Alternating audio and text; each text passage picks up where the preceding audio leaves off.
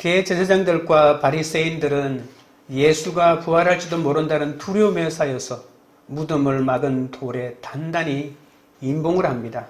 그것도 모자라 특별 경계령을 내리고 파수꾼을 갑절로 세워 무덤을 지키게 하죠. 이제 예수님의 시신은 아무도 손댈 수 없는 굳게 닫힌 돌문 안에 갇혀 있는 꼴입니다.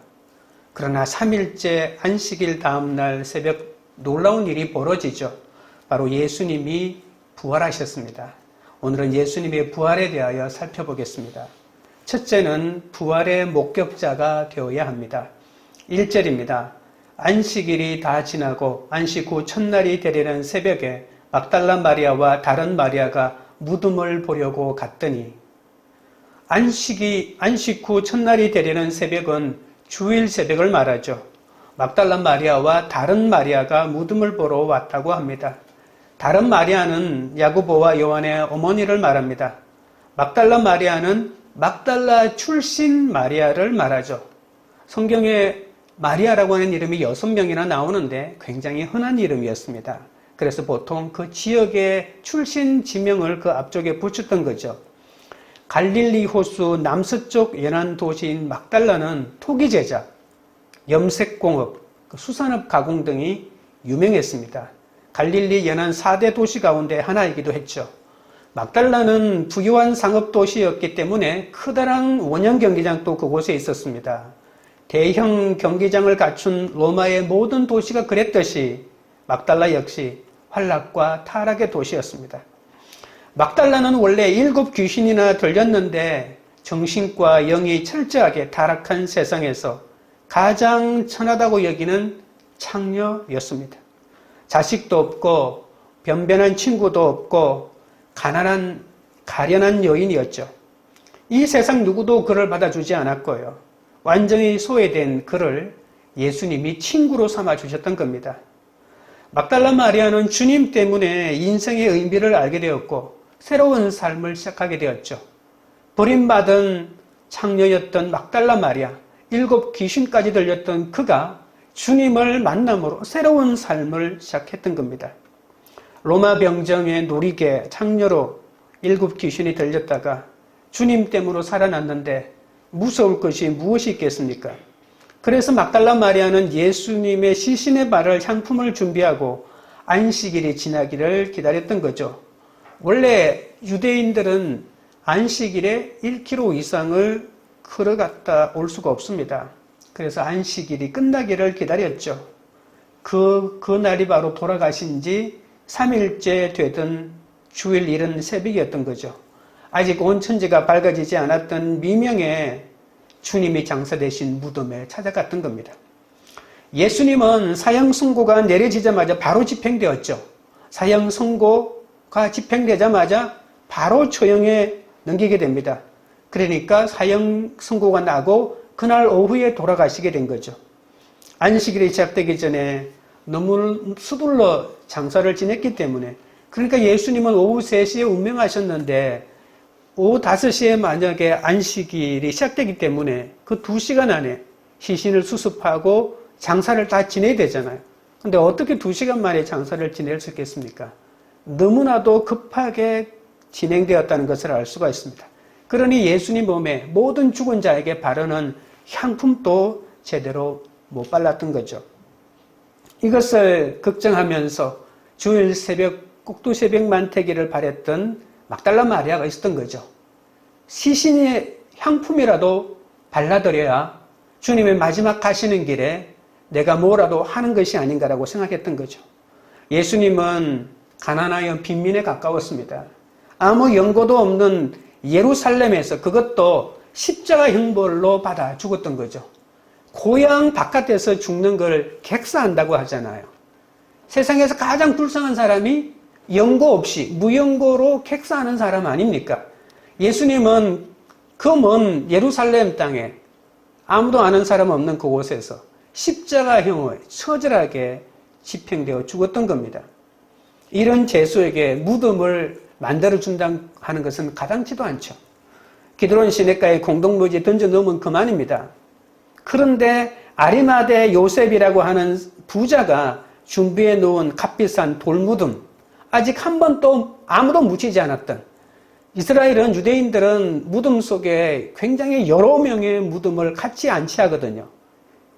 그런데 한 번도, 한 사람도 시신을 받지 않은 새 무덤이 있었는데 그 무덤을 예수님에게 주었던 거죠.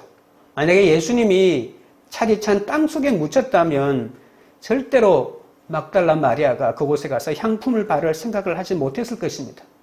무덤을 파헤치고 땅 속에 깊이 묻힌 그 관을 끄집어 올려가지고 칭칭 감아있는 모든 천을 다 풀고 그곳에 바른다고 하는 것은 여인의 몸으로는 불가능했던 겁니다.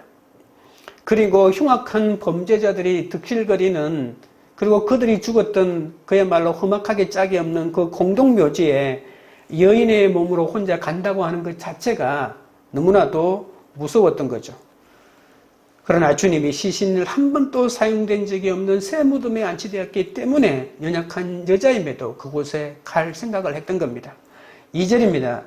큰 지진이 나며 주의 천사가 하늘로부터 내려와 돌을 굴려내고 그 위에 앉았는데, 막달라가 예수님의 무덤 앞에 가서 본 것은 큰 돌문이 치워진 열린 무덤이었습니다.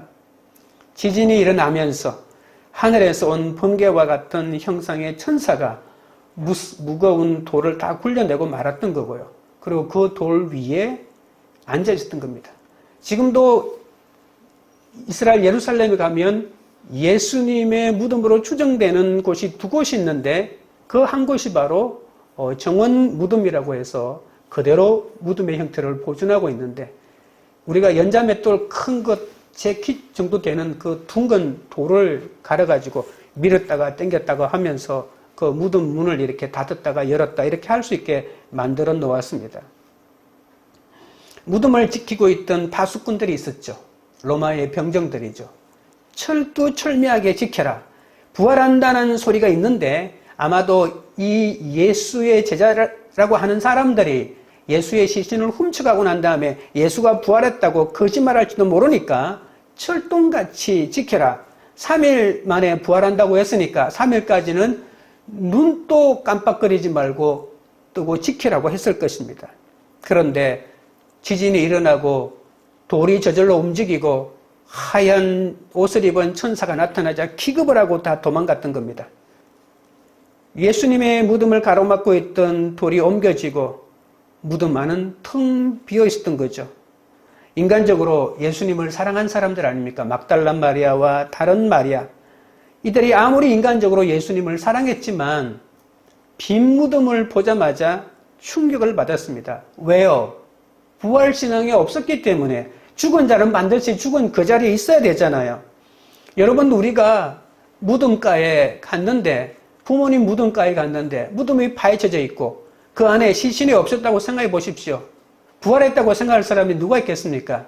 누군가가 부모 묘에 못된 짓을 했다고 기겁을 하지 않겠습니까? 그리고 그 사람의 목적은 오히려 잃어버린 부모님의 시신을 찾는 것, 그거 한 가지였을 것입니다. 돌을 굴려내고라고 하는 말이 있죠. 이 말은 부정과거로 여자들이 왔을 때 이미 돌은 굴려져 있었다는 겁니다. 천사는 돌을 굴려내고 여자들이 오기 전에 그 돌 위에 튼튼히 앉아 있었던 거죠. 여자들은 무덤으로 가면서 무슨 말을 했을까요? 어떻게 우리 둘이 그 큰 돌을 굴려내지? 시신을 땅에 묻으면 땅을 파는 게 힘들었지만 이스라엘의 무덤은 돌문을 굴려내야만이 그 무덤 속으로 들어갈 수가 있기 때문에 어떻게 하면 이 큰 돌을 굴려낼까? 이 궁리를 하면서 갔을 것입니다. 그런데 막상 와보니 생각지도 않은 지진이 일어났고 무덤을 막았던 돌을 없어지고 무덤을 지키던 군사들도 주랭랑을 치고 사라져버린 겁니다. 주님을 만나고 그 믿음으로 학교에 가고 그 믿음으로 회사에 가도 여전히 인정받기가 얼마나 힘든지 압니까? 예수 믿으면 나는 모든 걱정이 사라졌다. 모든 사람이 나를 인정해 줄 것이라고 하지만 얼마나 무시가 나를 기다리고 있는지 모릅니다. 여전히 힘든 사실이, 힘든 현실이 우리 앞에 다가옵니다. 가슴 아프지만 이 냉혹한 세상에서 믿음으로 살고자 하는 사람은 교회가 품고 가는 수밖에 없습니다. 힘들고 상처받은 사람들이 모여서 서로의 상처를 내어놓고 서로 격려하는 수밖에 없는 것이죠. 힘들고 어려운 이들을 무시하는 마음이 들 때면 주님을 향한 이 막달라 마리아의 사랑을 우리가 새겨보고 또 되새겨보아야만 할 것입니다. 적용 질문 드립니다. 예수님을 사랑하는 마음 때문에 세상 시선에 신경 쓰지 않고 막달라 마리아처럼 예수께로 달려 나갑니까? 세상에서 아프고 무시당한 나이지만 환경을 보지 않고 주님만 바라보겠습니까? 둘째로 예수님의 부활을 무서워하지 말아야 합니다. 3절입니다. 3절 4절입니다. 그 형상이 번개 같고 그 옷은 눈같이 희건을 지키던 자들이 그를 무서워하여 떨며 죽은 사람과 같이 되었더라. 주님이 나타나셔서 신비한 형상으로 나타나죠. 로마 군병들이 죽자고 지켰습니다. 그런데 천사의 모습을 보자 얼마나 무서웠겠습니까? 내가 아무리 잠 안 자고 돈 벌면서 내가 내 가정을 지키리라. 결혼을 내가 지키리라. 내 자녀를 내가 지키리라. 얼마나 다짐하고 내 온 신경을 거기에 다 모았습니까? 그런데 어느 날 갑자기 우리 집에 있던 자녀들이 우리 집은 무덤이야. 내가 여기에 있는 것은 나를 죽이는 일이야 라고 하면서 집을 나가버립니다. 남편이 아내랑 같이 사는 것은 나를 죽이는 일이야 라고 하면서 다른 사람을 찾아 나갑니다. 아내도 마찬가지입니다. 풍지박산이 납니다. 아무리 내가 가정을 지키려고 내가 이렇게 애를 쓰고 이렇게 돈을 벌었는데 이럴 수가 있느냐고 호통을 쳐도 이미 시간은 늦어버렸죠. 번개같이 온 사건, 이것이 바로 번개 같은 천사가 나타난 것처럼 번개 같은 사건이 나에게 임한 줄 아닙니까? 나는 열심히 돈을 벌었는데 어느 날 갑자기 아내가 난 당신하고 못 살아 이렇게 하는 겁니다. 자식들을 위해서 내가 모든 돈을 벌고 열심히 살았는데 난 아빠 같은 아빠와는 못 살아라고 자녀들이 말하는 겁니다. 이 사건을 만날 때 얼마나 황당하겠습니까? 그러나 번개같이 다가온 사건도 우리를 거룩하게 만들어준 사건입니다.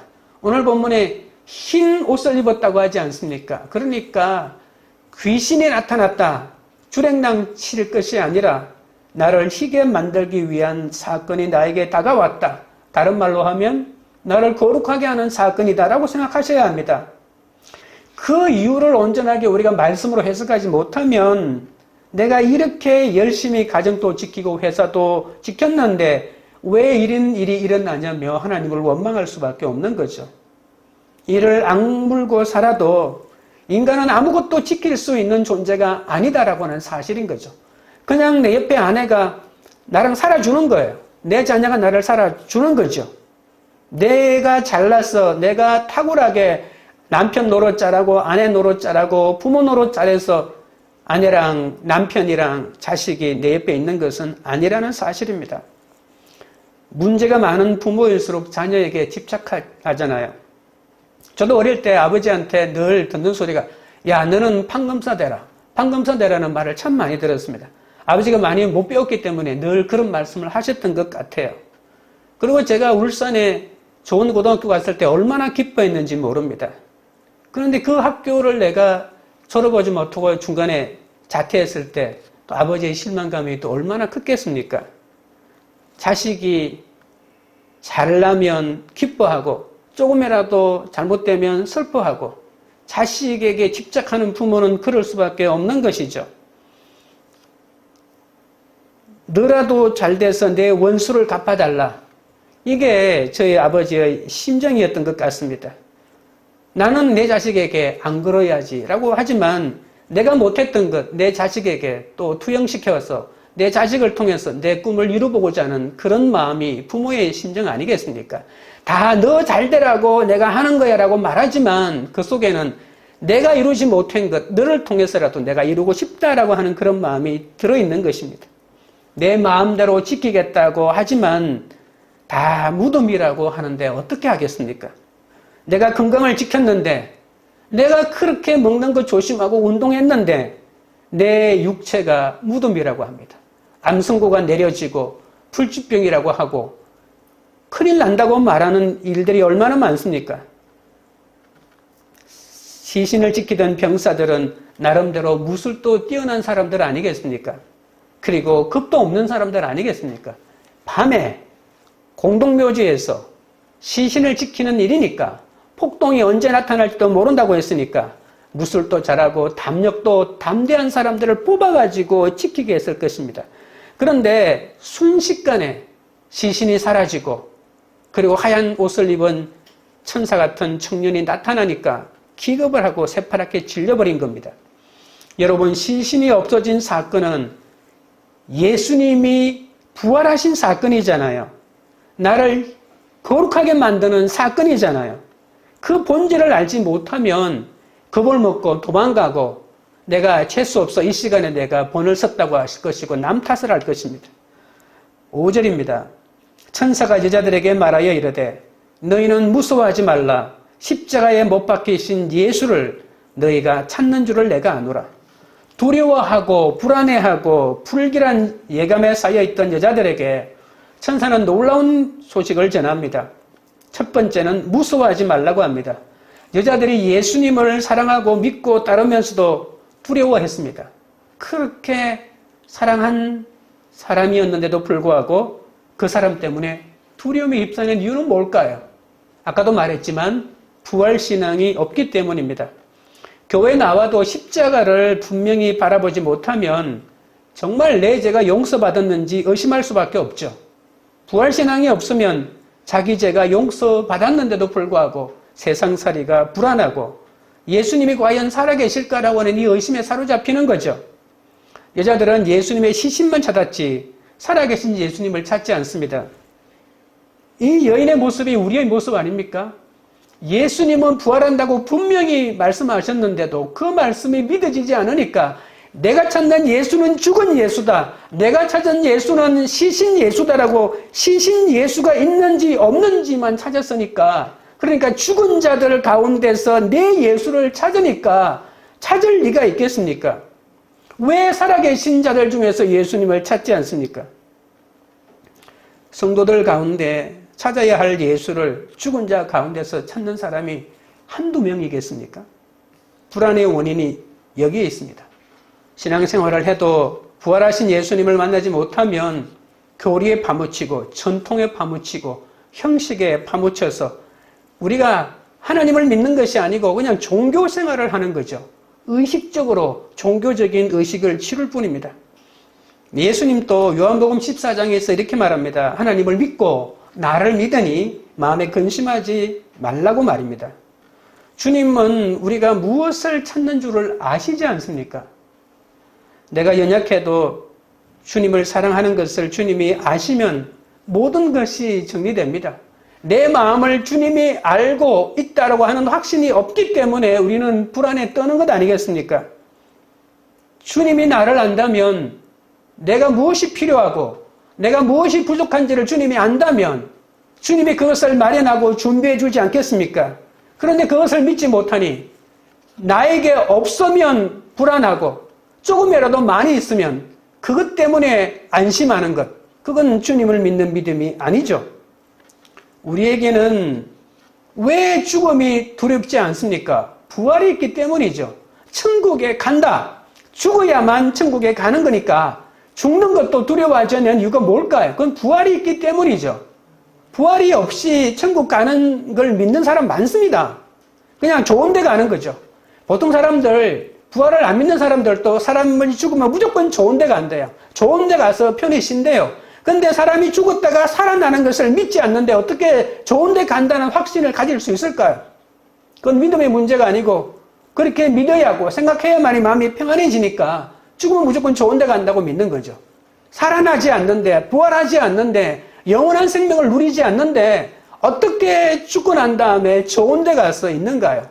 그야말로 그것은 영의 상태만이 살아나서 그냥 끝없이 그 영의 상태가 계속되는 그런 무의식 세계를 말하는 것이지 않을까요?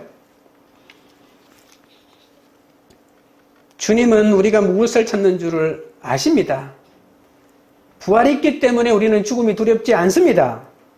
예수님의 시신을 누가 훔쳐갔다고 생각하면 불안하기 짝이 없습니다. 하지만 예수님의 시신이 없어진 것이 바로 부활이라는 사실을 생각해 보십시오.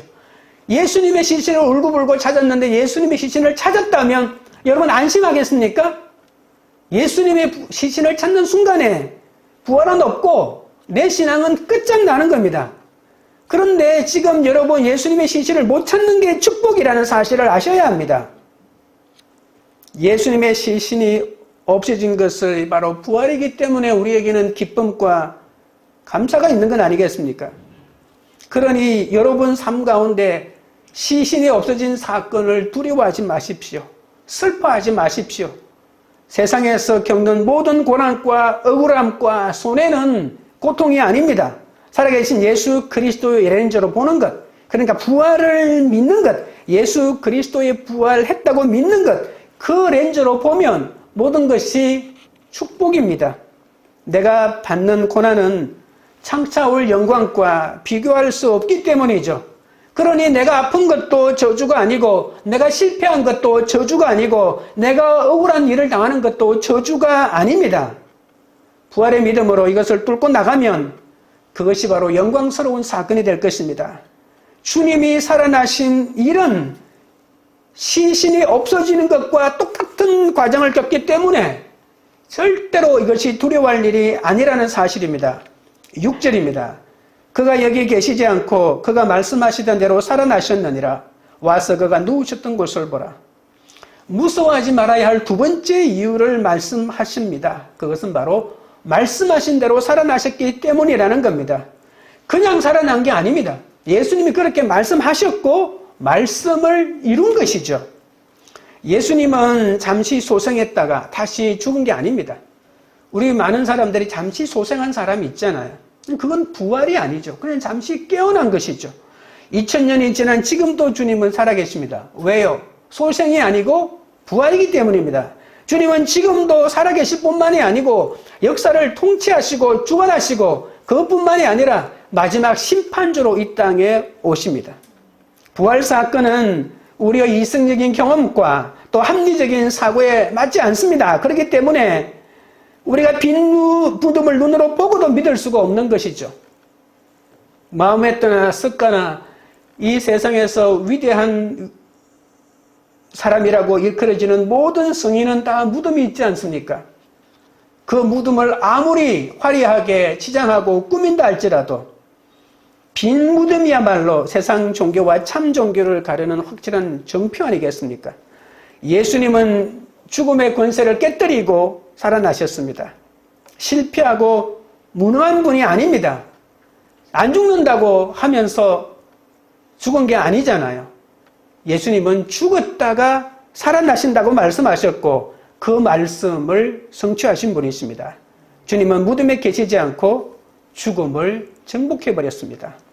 그러나 부활은 순식간에 믿어지지 않습니다. 아무리 부활을 믿으라고 해도 그것이 어떻게 쉽게 단시간에 믿어질 수 있겠습니까? 시간이 필요한 거죠.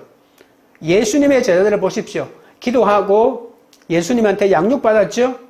그리고 예수님한테 양육받을 때 3년 공생애 동안 양육받은 것도 있지만 예수님이 죽으셨다가 3일 만에 부활하시고 난 다음에 성천하시기 전까지 한 50일 동안 또 예수님으로부터 집중적으로 양육을 받았죠.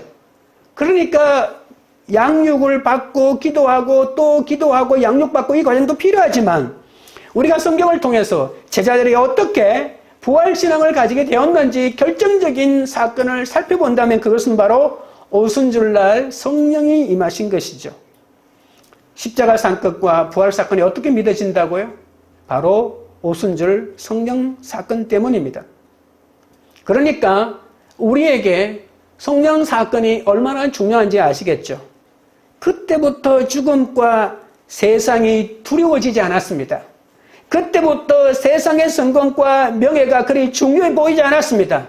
그때부터 그리스도의 정인으로 살아갔던 것이죠. 우리도 십자가 앞에 무릎을 꿇을 때 우리의 신앙이 시작되었다면 부활하신 예수님을 만나야만이 본격적인 신앙의 궤도에 올라갈 수 있는 거죠.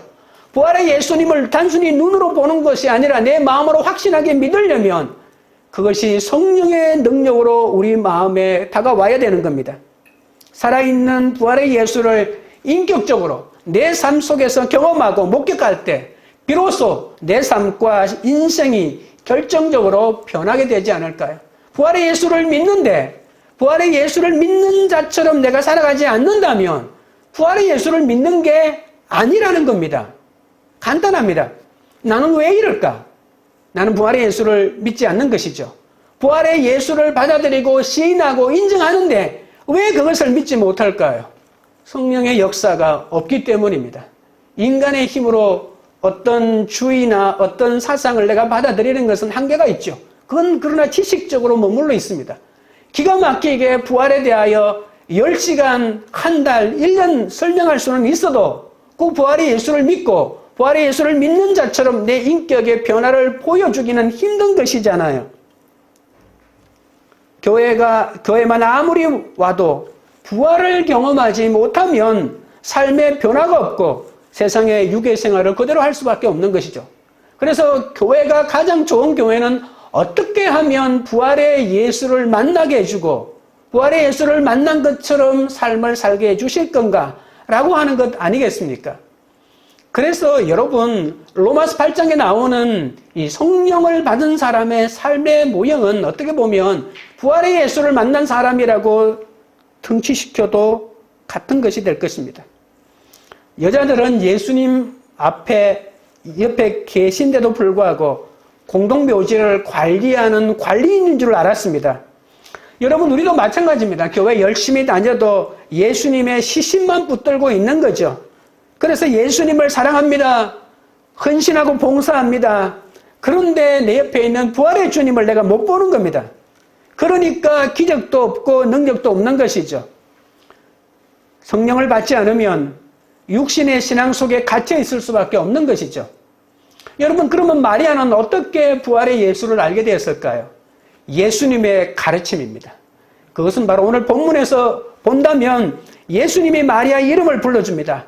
마리아야 라고 이렇게 불러주는 거죠. 그때 비로소 이 마리아의 막달란 마리아 눈에 있던 비늘이 떨어지고 옆에 계신 주님을 보게 되는 거죠. 주님은 영적인 어둠에 사로잡힌 우리의 이름을 불러줍니다. 누구야 라고 불러주는 거죠.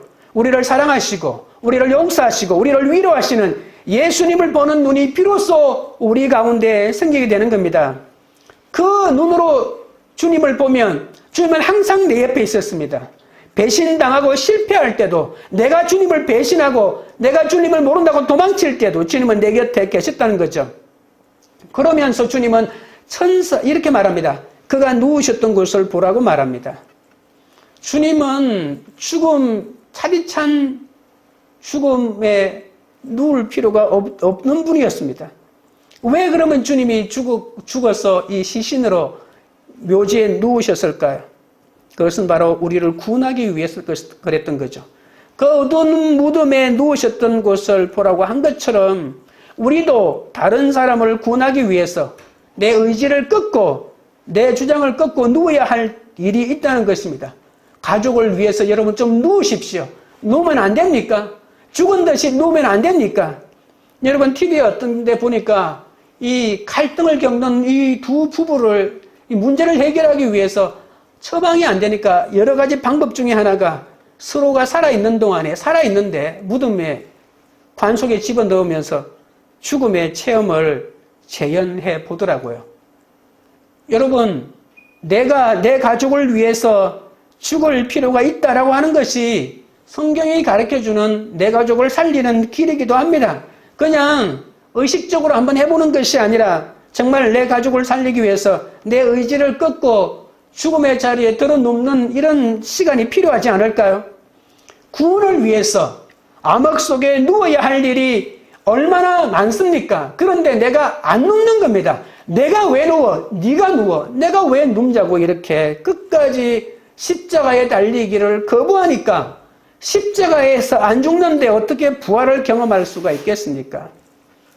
천사가 보라고 한 그 첫사람이 여인들이 되었고 부활의 첫 정인이 되었던 것처럼 우리에게도 주님께서 주님이 누우셨던 것을 보라. 너도 저렇게 한번 누워보겠니? 라고 이렇게 요청할 때 그것을 귀담아 듣지 않으면 내가 부활의 정인이 될 수가 없는 거죠. 부활의 목격자가 될 수 없는 겁니다. 내가 무서워하지 않아야 할 이유는 그 죽은 사람이 사라진 그 광경을 보고 몸서리치라는 것이 아니라 주님이 정말 말씀대로 살아나셨다는 것을 믿어야만이 나도 살아날 수 있다는 것을 믿을 수 있지 않겠습니까? 7절입니다.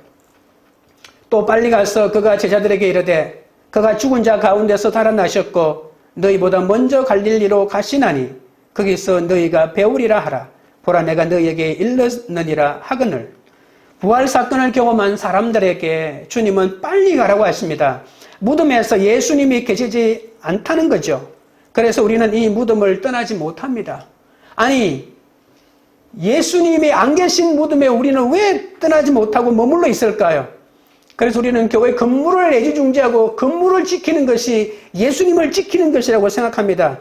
교파를 지키고 단임 목사직을 지키려고 하고 원로 목사직을 지키려고 하고 그리고 교회 교단의 감투직을 지키려고 하는 겁니다. 그것이 바로 예수님을 지키는 거라고 믿고 다른 사람에게도 강요합니다. 여러분, 가족이 걸리고 사업이 걸리고 인간관계가 걸려가지고 떠나라고 하는데도 못 떠나고 무덤 속에 서성이는 것이 우리 인생 아니겠습니까? 여러분, 입술로는 우리는 예수를 믿는다, 예수의 부활을 믿는다고 하면서도 마음에는 부활신앙이 없기 때문에 이 무덤에 예수가 없는 건 줄 알면서도 떠나지 못하는 겁니다. 그런데 주님은 복음을 듣지 못한 사람들에게 부활의 예수를 가서 전하라고 하는데 예수가 없는 것은 부활했다는 것이고 가라고 하는 것은 그 부활의 예수를 전하라고 하는 것인데 안 간다고 합니다. 난 예수님을 이 무덤에서 찾아야 한다. 무덤을 샅샅이 다 땅을 다 헤치고 다른 무덤에 돌을 굴려내고 확인해서 내가 예수를 찾을 때까지 이 무덤에 있겠다라고 하는 것이 과연 우리의 신앙일까요? 우리의 상처와 세상에 무거웠던 모든 짐과 열등감이나 아니면 패배감을 주님이 치유해 주시는데 그 무덤에 머물러 있는 한 그 치유란 없습니다. 나와 함께 열방으로 나가 부활의 소식을 전하지 않겠냐고 하는 그 주님의 목소리에 순종하고 나갈 때 내가 가지고 있던 모든 열등감이 사라지지 않을까요? 부활의 목격자들에게 가서 말해야 할 것을 주신다고 하는 겁니다. 내가 부활의 목격자인지 잘 모르겠는데 라고 하는 사람은 주님이 나에게 가서 말해야 할 것을 무엇인지 내가 확실하게 인식하지 못하고 있다는 겁니다. 죽은 자 가운데서 살아나셨고 갈릴리로 가신다고 합니다. 정인이 되려면 이 복음의 내용을 명확하게 기억하고 있어야 되죠. 8절입니다. 그 여자들이 무서움과 큰 기쁨으로 빨리 무덤을 떠나 제자들에게 알리려고 다름질할세. 부활의 소식을 들은 여자들은 두려움과 큰 기쁨에 사로잡힙니다. 여러분, 두려움과 큰 기쁨이라고 하는 것은 상반된 감정 아닙니까? 그런데 이 상반된 감정이 동시에 나타났다고 하는 것이 신기하지 않습니까? 여자들은 몹시 놀라 떨며 도망하면서도 아무 말도 할 수가 없었죠. 여러분, 이 말은 갑자기 다가오는 사건의 장사는 없습니다. 아무리 준비하고 대비해도 내 가족 중에 누군가가 사건을 당했다, 내 은행의 돈이 누군가가 빼갔다라고 하는 말을 들으면 기절초풍하지 않습니까? 우리는 무시무시한 사건을 만나서 두렵지만 말씀을 붙잡아야만 살아난다는 사실을 아셔야 합니다. 예수의 시신이 없어졌으니 얼마나 무서웠겠습니까? 부활은 아까도 말했지만 이성과 경험으로는 절대로 해석할 수 없습니다. 부활 신앙은 고쳐지지 않던 성품을 고치는 것입니다. 담배를 끊고 술을 끊는 것이죠. 쉽게 말하면 말입니다. 부활은 살아 움직이는 신앙이기 때문에 삶으로 내 삶이 어떤 방식으로 변화를 겪는 겁니다. 부활의 신앙을 만났는데도 교회 열심히 오는 것 외에는 내 성품이 달라지는 것이 없다면 글쎄요, 그 부활의 예수는 참 이상한 예수 아닐까요? 여러분, 마리아는 무서웠지만 천사가 말씀을 기억하라고 양육해주고 말씀을 기억해 하고 나니까 그 마음속에 큰 기쁨이 몰려왔던 것입니다. 처음엔 두려웠지만 그러나 주님의 말씀을 받아들이고 마음속에 채워 넣으니까 기쁨으로 무덤을 떠날 수가 있었다는 것이죠. 우리에게는 무서움이 다가오지만 그러나 그 무서움보다 조금 더 큰 기쁨이 임할 때 우리는 무덤을 떠날 수가 있는 것이죠. 부활을 지식으로 믿으면 신앙 고백은 될 수 있을지 모르죠. 왜냐하면 내가 알고 있는 것, 기억하고 있는 것을 그대로 말하는 거니까. 그러나 능력은 없다는 겁니다. 능력은 없다는 것은 내 성품의 변화는 없고 다른 사람에게 지식으로 가르칠 수는 있겠지만 다른 사람의 변화를 이끌어낼 수는 없다는 말입니다. 부활의 능력이 되려면 성령 체험을 해야 합니다. 여자들은 무덤을 떠나 제자들에게 알리려고 지금 뛰어가고 있잖아요. 여러분, 부활신앙이라고 하는 것은 절박하고 급한 것이죠. 이런 기대와 흥분이 있어야만 부활신앙이라고 할 수가 있습니다. 이것은 단순히 서두른다거나 아니면 조급한 것과는 다릅니다. 성격이 급해서 뛰어가는 것도 아닙니다. 부활의 주님을 전하는데 어떻게 천천히 걸어갈 수 있겠습니까? 이런 것이죠. 여자들은 법정에서 정언자로도 인정받지 못하던 시절입니다. 그런데 예수님의 부활의 첫 목격자가 여인들이었습니다. 내 사건에서 살아났다면 위안받는 데 그치지 말고 내가 만난 그 예수를 증거해야 할 것입니다. 적용 질문 드립니다. 내가 장담하며 죽자고 지키던 것들이 사라진 경험을 해보았습니까? 구원을 위한 사건인데 본질을 보지 못하고 망하고 돈 없어진 사건만 보고 벌벌 떨고 있지는 않습니까? 셋째는 부활의 증인이 되어야 합니다. 9절입니다. 예수께서 그들을 만나 이르시되 평안하냐 하시거늘 제자들이 나아가 그 발을 붙잡고 경배하니 주님이 부활하신 후에 처음 하신 말씀이 평안이죠. 이 이전에 하신 말씀은 다 천사가 하신 말이죠. 그런데 예수님이 하신 말도 천사가 한 말과 거의 비슷합니다. 절망하고 좌절하고 두려워하는 자들에게 필요한 것은 평안입니다. 예수님이 십자가로 승리하셔서 사탄의 세력을 꺾고 모든 불의와 부정을 겪으셨기 때문에 우리는 평안을 누릴 수가 있는 거죠. 이 평안은 세상이 주는 것이 아닙니다. 육체의 쾌락과 물질의 만족감으로 얻어지는 평안도 아닙니다. 그냥 한마디로 말하면 부활이 주는 평안입니다. 우리는 무엇을 해도 평안이 있어야 합니다. 예수 믿고 가장 큰 축복은 평안을 누리는 것 아니겠습니까? 오늘 본문에 주님이 평안하냐고 묻는데 이 말은 다른 말로 하면 기뻐하라는 말이기도 합니다. 결혼하고 집을 사고 좋은 학교에 가도 평안하지 않으면 소용이 없습니다. 부활의 주님이 처음으로 빌어주신 것이 평안인데 집을 뛰어넘고 돈을 뛰어넘는 이 평안, 시공을 초월하는 이 평안이 없으면 사명을 감당할 수 없는 것이죠. 돈 때문에 오는 평안은 돈이 없으면 평안이 사라집니다. 친구 때문에 오는 평안은 친구가 없으면 사라지고요. 건강 때문에 얻는 것도 마찬가지입니다. 무엇 때문에 내가 평안을 얻느냐가 그것이 사라질 때도 계속 남아있는 자를 결정하는 거죠. 예수 때문에, 예수 부활 때문에 얻는 평안은 어떤 일이 있어도 사라지지 않는 평안입니다. 요한복음 16장 20절에 주님은 이렇게 말합니다. 너희 근심이 도리어 기쁨이 되리라. 이것이 바로 기독교의 핵심입니다. 근심이 도리어 기쁨이 되리라. 두려움이 도리어 기쁨이 되리라. 십자가 다음에 부활이 있다라고 하는 사실이죠. 성령으로 하는 근심은 기쁨의 근거가 되죠. 그러니까 성령으로 부활의 예수를 믿으면 우리가 하는 어떤 것도 기쁨의 근거가 되는 거지. 우리가 세상적으로 많은 것들을 누리고 있다고, 세상의 가치를 더 많이 가지고 있고 세상의 재화를 더 많이 확보하고 있다고 해서 내 평안이 보장되는 것이 아니고 그것이 내 삶에 기쁨을 주는 것이 아니란 말입니다. 주님의 평안을 얻은 여자들은 비로소 주님 앞에 무릎을 꿇고 경배합니다. 여러분, 사명을 감당하려면 이 평안이 있어야 합니다. 돈도 있으면 좋겠지만 둘 중에 하나를 택하라면 평안이 있어야 된다는 것이죠. 여러분, 돈 때문에 평안을 누리는 사람은 돈이 없으면 불안해서 아무것도 못하지 않습니까? 그리고 돈 있는 사람을 찾게 되고 돈 있는 사람을 의지하게 되는 거죠. 주님과 예배가 올바르게 회복되고 겸손이 있는 사람, 그 사람이 바로 주님의 일을 감당합니다. 모든 교만과 높아진 마음을 끊고 주님만을 경배해야 합니다. 왜냐하면 마음이 교만하면 주님이 잘 안 믿어집니다. 주님은 이런 겸손을 보시고 주의 일을 맡기죠. 내가 지식이 있고 아니, 지식이 많고 돈이 많고 명예가 높으면 교회에서도 대접받고 싶어하고 그것 때문에 그것으로 내가 무슨 일을 하려고 합니다.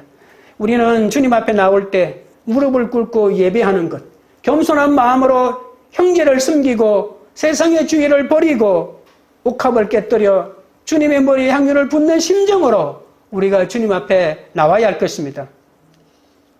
두려움은 하루아침에 사라지지 않습니다. 그리고 다양한 두려움이 끊임없이 다가오죠.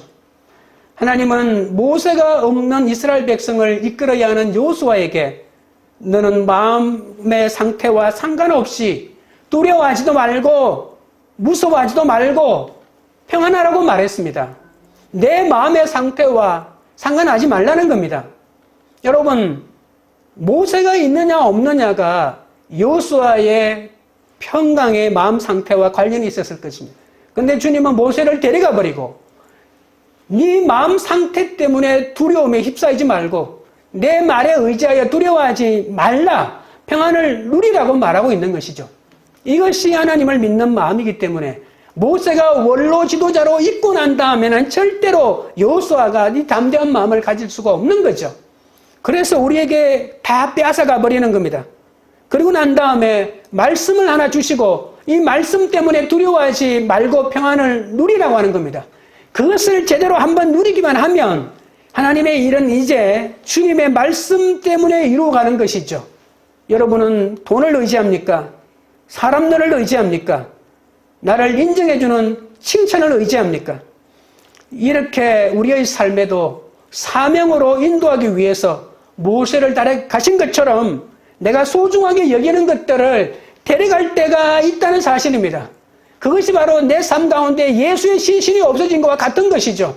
그런데 시신을 찾겠다고 너무 매달리지 말고 내가 그것은 잊어버렸지만 내가 소중하게 하는 것들은 내가 잃어버렸지만 주님이 정말 소중하게 생각하는 그것을 내가 찾아낸다면 그것이 주님의 부활이라면 우리는 사명을 감당하는 사람이 될 것입니다. 기껏 내가 원하는 것들, 내 자식이 원하는 것들, 내가 내 자식에게 줄 수 있는 것들을 내가 주고 내가 원하는 것들을 이루는 인생을 살겠지만 부활의 예수를 만난다면 주님이 나에게 원하시는 삶, 만인이 내게 원하시는 삶, 역사가 나에게 원하시는 삶, 보편적인 진리가 나에게 원하시는 삶을 내가 이룰 수가 있는 인생이 되는 것이죠. 내 당대에 완전히 이룰지는 못하더라도 그 초석은 내가 분명히 닦을 수가 있을 것입니다. 우리는 시신이 없어진 것을만 보고 두려워하고 돈을 지키기 위하여 내가 돈이 있으면 내 자식을 지킬 수 있다고 발부둥을 치면서 지키려고 하지만 이 모든 내가 지키려고 하는 것들은 하루아침에 사라진다는 것을 아셔야 합니다. 10절입니다. 이에 예수께서 이르시되 무서워하지 말라. 가서 내 형제들에게 갈릴리로 가라 하고 거기서 나를 보리라 하시니라. 주님의 제자들에게 갈릴리로 가라. 그곳에서 만나자고 말씀하신 이유가 무엇입니까? 예수님이 제자들을 처음 불렀던 곳이 바로 갈릴리이기 때문이죠. 주님이 십자가에 못 박히시킬 때 도망갔던 제자들은 자신들이 배신자라고 생각했을 것입니다. 그리고 그 좌절감과 그 절망감이 얼마나 컸는지 모릅니다. 그런데 주님께서 너희들 갈릴리에서 다시 보자라고 하는 것은 그들이 가진 절망감을 회복시켜 주시고 위해서였겠죠. 제자들의 절망감이 얼마나 컸는지 부활의 예수를 보지 않았습니까? 예수가 부활하셨다고. 그런데도 불구하고 제자들은 우리는 예수의 제자의 사명을 감당하지 못하겠다. 옛날 직업으로 돌아가 고기나 잡으란다라고 하면서 갈릴리로 다 가지 않았습니까? 배신자라고 하는 죄책감이 너무나도 컸기 때문입니다. 그러나 주님은 그들을 포기하지 않았습니다. 그들보다 먼저 갈릴리로 갔죠. 주님은 실패한 제자들에게 내 형제여라고 이렇게 부릅니다. 부활하심으로 세상의 모든 것을 제압하신 주님은 예수 하나님이 권세를 회복했음에도 불구하고 그 무지랭이 제자들을 형제라고 부르면서 나는 너희하고 동급이야. 다시 예수님, 부활의 예수님이 다시 그들 제자들과 같은 동급이 되면서 겸손하게 자신을 버리면서까지 우리는 형제가 아니냐고 이렇게 말하면서 그들을 회복시키고 있다는 사실이죠. 다시 십자가에 못 박힐 때 그들을 버렸던 그 제자들을 용서하시고 다시 기회를 주는 거죠. 여러분 3년 동안 무지하고 영적으로 훈련되지 않았던 이 오합지졸 같은 제자들을 다시 훈련시키기 위해서 갈릴리로 가신다는 겁니다. 여러분, 엄밀하게 말하면 3년 훈련은 도로아미 타불이 되었죠. 제자들은 예수님의 삶의 정인이었지만 전도도 하고 귀신도 내어 쫓아지면 가장 결정적인 정인, 부활의 정인이 되지 못했기 때문에 모든 것이 아무 의미가 없는 것입니다. 여러분, 난 예수님의 가르침도 믿고 산상수훈도 믿고 귀신을 쫓아낸 모든 사건을 다 믿는데 부활의 예수를 못 믿겠다라고 하면 아무것도 안 믿는 겁니다. 부활의 예수를 안 믿으면 모든 것이 의미 없는 것이 되죠. 주님은 제자들을 부활의 정인으로 삼기 위해서 갈릴리로 다시 부르신 겁니다. 과거에 주님의 부름을 받고 헌신하였다고 지금은 신앙을 다 잃어버리고 껍데기만 가지신 분이 계시지 않습니까? 그런 사람들은 어떻게 해야 하나요? 다시 갈릴리로 가야 합니다. 여러분마다 갈릴리가 있습니다. 주님은 나에게 이런 참된 신앙을 주기 위해서 갈릴리로 오라고 하시는 거죠. 여러분, 예인이 결혼식 때 제 시골교회 같이 신앙했던 사람 2명이 왔는데 2명이 다 장로입니다. 조그만한 시골교회, 16평짜리 되는 시골교회에 목사도 1명 있고 사모도 1명 있고 장로가 2명이 있었는데 그 장로 2명이 결혼식에 왔는데 키 큰 그 장로는 교회에 여름이고 겨울이고 항상 방석을 깔아놓고 거기 잤습니다. 자고 새벽에 일어나서 새벽기도 하고요. 저도 저녁기도 가고 새벽에도 갔는데 저녁에 가면 그 친구는 자고 가라고 기도하고 난 다음에 자고 가라고 제 목을 붙잡고 안 놓아주고 한 30분을 이렇게 레슬링을 하다가 겨우 빠져나와가지고 집에 가기도 하고 잡혀가지고 자기도 하고 새벽에 가면 그 추운데 앉아가지고 또 깨어나서 새벽기도 같이 드리고 했는데 제가 생각했던 저의 갈릴리는 바로 그 시간입니다. 그 시간으로 돌아가서 다시 회복하고 싶은 것이죠. 나의 신앙이 가장 절정을 향해 치달았을 때, 가장 예수님이 순수하게 믿어졌을 때가 신학교 갔을 때도 아니고 목사 안수를 받을 때도 아니고 사역을 할 때도 아니고 그 시골교회 마룻바닥 교회에서 밤낮으로 기도하면서 살았던 그 시간이었던 거죠. 여러분, 신앙의 좌절을 맛보고 신앙을 잃어버린 분이 있다면 처음으로 은혜 받았던 그 장소로 다시 가야 합니다. 그곳에서 다시 주님을 다시 만나야 합니다. 주님은 다시 회복시키는 분이시거든요. 그 속에서 잃어버렸던 나의 사명을 다시 찾아야 할 것입니다. 그곳에서 다시 무릎을 꿇고 그곳에서 다시 기도의 제단을 삼고 그곳에서 다시 하나님의 말씀을 받아야 합니다. 그곳에서 다시 주님의 음성을 듣고 첫사랑을 회복할 때 우리는 주님의 사명을 감당할 수 있는 것이죠. 적용 질문 드립니다.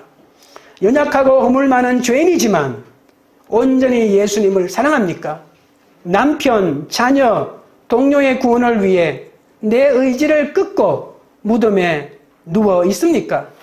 나의 사건을 만난 후 사람들에게 증거하며 예수님을 전파합니까? 말씀을 맺겠습니다. 우리는 부활의 목격자가 되어야 합니다. 무덤에서 죽은 예수를 찾는 것이 아니라 살아나신 예수를 만나야 합니다. 우리는 부활을 무서워하지 말아야 합니다. 예수님의 시신이 사라진 것이 부활의 증거입니다. 내가 지킨다고 장담했던 것들이 사라질 때 오히려 영원한 하늘의 것을 찾을 귀의 힘을 아셔야 합니다. 우리는 부활의 증인이 되어야 합니다. 주님을 배신하고 사역에 실패했더라도 주님은 우리를 다시 회복시키십니다. 처음 주님을 만났던 그 갈릴리로 다시 갑시다. 그곳에서 부활의 예수를 만나 부활의 증인으로 살지 않겠습니까? 다 같이 찬양하고 기도드리겠습니다.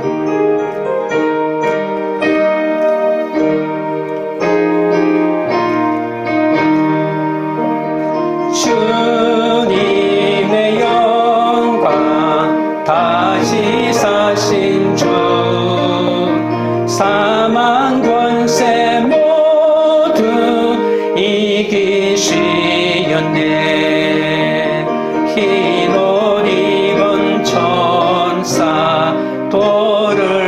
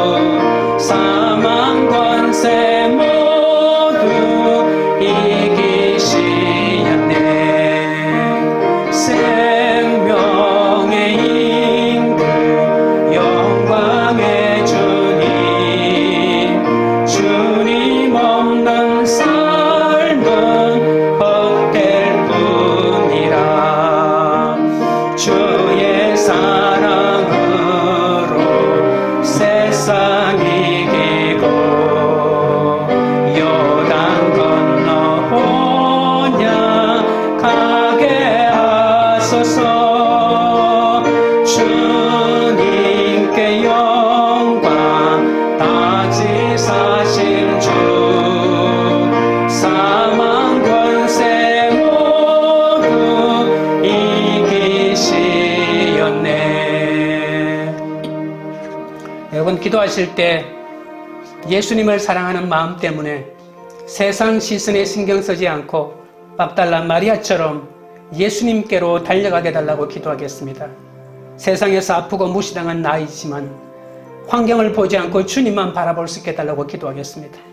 내가 장담하며 죽자고 지키던 것들이 사라진 사건이 나의 구원의 사건이 된다는 것을 알게 해달라고 기도합시다. 그 본질을 내가 알지 못하기 때문에 망하고 돈 없어진 사건으로만 알기에 벌벌 떨고 있는 나를 불쌍히 여겨달라고 기도합시다. 연약하고 허물 많은 죄인이지만 온전히 예수님을 사랑하게 해달라고 남편과 자녀와 동료의 구원을 위해 내 의지를 끊고 무덤에 잘 누워있을 때도 있는데 잘 누워있게 해달라고 기도하시고 나의 갈릴리로 가서 다시 나의 실패를 회복하여 부활의 증인의 삶을 살 수 있게 해달라고 다같이 주의 세 번 부른 다음에 기도하며 나갑시다. 주여 주여 주여. 거룩하신 하나님 우리 아버지여, 예수님을 사랑하는 마음 때문에 세상 시선에 신경 쓰지 않고 막달라 마리아처럼 예수께로 달려가게 하여 주시옵소서. 세상에서 아프고 무시당한 나이지만 환경을 보지 않고 주님만 바라보게 하여 주시옵소서. 내가 장담하며 죽자고 지키던 것들이 순식간에 사라지는 사건이 절망이긴 하지만 나의 구원의 사건임을 깨닫게 하여 주옵소서. 그 본질을 알지 못하여 나는 망하고 돈 없어진 사건으로만 알고 벌벌 떨지 않도록 도와주시옵소서. 연약하고 허물 많은 죄인이지만 온전히 예수님을 사랑하게 하여 주시옵소서. 남편과 자녀와 동료의 구원을 위해 때로는 내 의지를 꺾고 무덤 속에 잘 누워 있어야 하는데 잘 누워 있게 하여 주옵소서. 나의 갈릴리로 다시 가서 실패를 회복하여 부활의 예수를 전가할 수 있도록 아버지 하나님이여 역사하여 주시옵소서. 하나님 아버지, 주님은 7 귀신 들린 창기 막달라 마리아에게 부활의 자신을 처음 보이셨습니다. 청년 막달라 마리아 같은 저에게도 부활의 주님으로 오셔서 만나주시니 감사합니다. 그러나 부활의 주님은 만났지만 내 주님은 죽은 시신이라며 시신이 사라진 것만 애통해하며 부활의 주님을 알아보지 못하며 이제껏 살았습니다. 그랬기에 내 신앙에 힘이 없고 열매가 없었음을 고백하오니 주여 용서하여 주시옵소서. 예수님을 믿는다고 하면서도 부활의 주님을 만나지 못해 얼마나 불안해하고 두려워했는지 모릅니다. 나는 돈이 없고 나는 사람이 없고 나는 배경이 없다면서 늘 이 핑계로 부활의 주님을 만나지 못한 그것을 위장하며 살았습니다. 가슴으로 믿고 예수님을 알게 하셔서 주님의 음성을 직접 듣고 주님의 부활의 능력을 체험할 수 있도록 주여 붙들어 주시옵소서. 부활의 정인으로 살라는 말씀은 들었지만 평안을 누리지 못하고 사건마다 세상의 끝들을 잃어버릴까봐 두려움에 사로잡힌 때가 한두 번이 아니었습니다. 불쌍히 여겨 주옵소서. 주님의 말씀대로 실패한 그대로 배신자의 마음 그대로 수리를 처음 부르신 그 갈릴리로 가서 다시 주님의 양육을 받아 회복되게 하셔서 부활의 예수를 전하는 사명을 감당하게 하여 주옵소서. 진정한 부활 신앙이 회복되어 부활의 주님을 세상에 전하는 자들이 되게 하여 주시옵소서. 광교리들 교회가 예수님을 사랑하는 마음 때문에 세상 시선에 신경 쓰지 않고 막달라 마리아처럼 주님께로 달려가는 공동체가 되게 하옵소서. 주님을 배반하고 도망친 허물 많은 죄인들이지만 남편과 자녀와 동료의 구원을 위해 내 의지를 끊고 무덤에 잘 누워있으므로 부활의 예수를 전가하는 공동체가 되게 하옵소서. 이제 저희들은 갈릴리로 다시 가기를 원합니다. 실패와 낭패를 당하여 쫓기는 자들처럼 몰려가는 것이지만 주님이 갈릴리에 가서 먼저 기다려 있으겠다고 하셨사오니 그곳에서 부활의 예수를 만나 우리의 심령이 회복되어 다시 열방까지 부활의 예수를 전하는 그런 공동체가 되도록, 그런 교회가 되도록 주여 역사하여 주시옵소서. 예수님의 이름으로 기도드리옵나이다. 아멘.